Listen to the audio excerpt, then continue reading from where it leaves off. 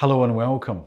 You may have seen the headline recently that some so-called British vigilantes have damaged, slashed small boats on French soil because these boats could have been used to transport illegal migrants across the Channel.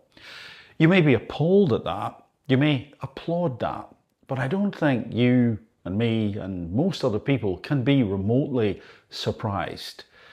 Why? Well, let me give the example of an air conditioning system. Let's say it's in an office, it's in a hotel, might be in someone's house. What do you do with an air conditioning system? You set it to a particular level, and let's say it's 20 degrees.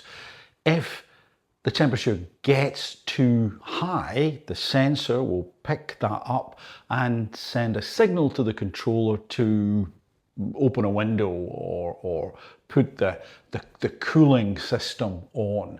Same thing if the ambient temperature gets too cold, then the sensor picks up that, sends a signal to the controller, and the heating is turned on. Windows are closed. Again, depending on how sophisticated the system is. We don't have a sophisticated system.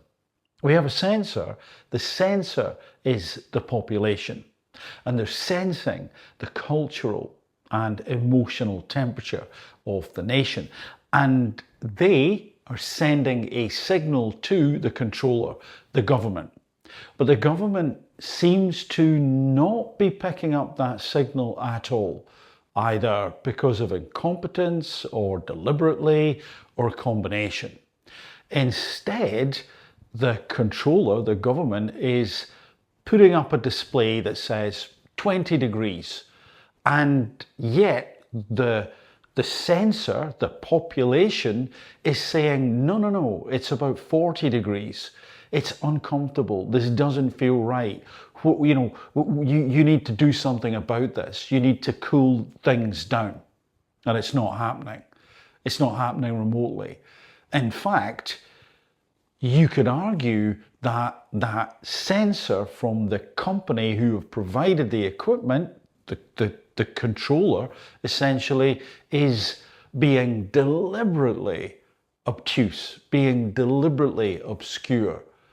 And then consider the recent other headline, which was about a post from Shabana Mahmood, who I believe put up a graphic which said, in essence, we have halved the number of asylum hotels since their peak in the summer of 2023.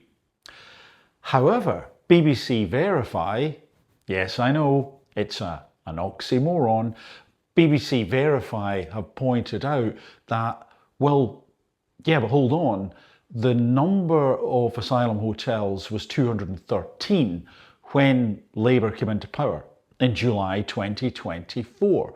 So when Keir about a week ago said, well, we've halved the number of asylum hotels, it's now 200, what Labour had actually done was reduced that number by 13 hotels.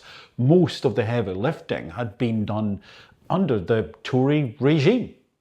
So this, to me, to use the aircon example, is another situation where we find the company saying, hey, everything's fine, it's okay. Whilst the signal from the sensor, the population, the emotional signal is, no, things are still too hot. What are you going to do about it? So what we have is this juxtaposition between how the vast majority of people are feeling and the information we're being given from the government. It's a fake readout. It's essentially the company that supplies the aircon saying, no, it says 20 degrees. Just ignore how you're feeling. Can you imagine what the end result of that ultimately will be? Hence, no surprise about the small boats being damaged. No surprise at all. No longer is it good enough. In fact, it's highly offensive to call people racists or far right thugs because they have an opinion on this.